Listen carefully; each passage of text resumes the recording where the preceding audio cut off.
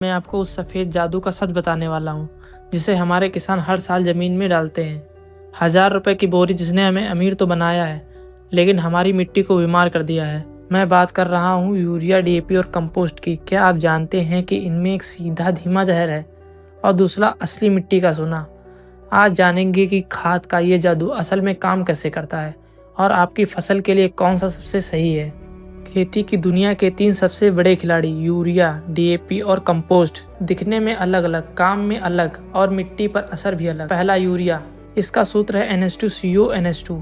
यह 46% नाइट्रोजन का power house है। यह पौधे की हरी ग्रोथ को तेजी से बढ़ाता है, पर इसका एक खतरनाक साइड इफेक्ट है। दूसरा डीएपी, डाई अमोनियम फास्फेट। इसमें नाइट्रोजन के साथ साथ फास्फोरस भी होता है जो जड़ों और फलों को मजबूत करता है। लेकिन इसे मिट्टी में डालने का सही तरीका है क्या, ये 90% किसान नहीं जानते। तीसरा कंपोस्ट यानी गोबर खाद। इसे जैविक सोना भी कहते हैं। इसमें NPK फिक्स मात्रा में नहीं होता, लेकिन ये मिट्टी की बनावट और पानी सोखने की क्षमता को चमत्कारी तरीके से सुधारता है। अब बात करते हैं साइंस की। जब आप यूरिया ज़मीन में डालते हैं तो यह तेज एसिड बनाता है। लगातार यूरिया डालने से हमारी ज़मीन एसिडिक होती जा रही है, जिससे ज़रूरी मित्र कीट मर रहे हैं। खतरनाक बात यह है, हमारी मिट्टी इतनी एसिडिक हो चुकी है कि पौधे सिर्फ खाद का 30 से 40% ही प्राप्त कर पाते हैं। बाकी सब पानी बनकर ज़मीन में या हवा में बर्बाद हो जाता है।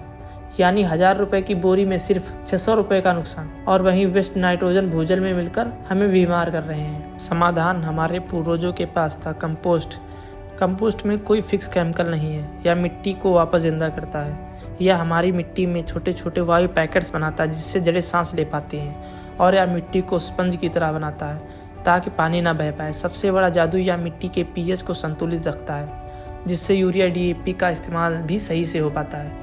ज़रूरत यूरिया को छोड़ने की नहीं, बल्कि दोनों को संतुलित तरीके से इस्तेमाल करने की है। तो दोस्तों, केमिकल्स के पीछे की साइंस हमें बताती है कि जादू खाद में नहीं, बल्कि उसे सही तरीके से इस्तेमाल करने में है। अगर आप चाहते हैं कि आपकी ज़मीन फिर से सोना उगले तो यूरिया और डीएपी के साथ कंपोस्ट का इस्तेमाल बढ़ाएं। आपकी राय क्या है? क्या आपने कभी जैविक खेती की है? कमेंट में ज़रूर बताएं। ये जानकारी हर किसान तक पहुंचनी चाहिए, इसलिए इस वीडियो को शेयर करें और ऐसे साइंस के रहस्य जानने के लिए इस चैनल को ज़रूर सब्सक्राइब करें।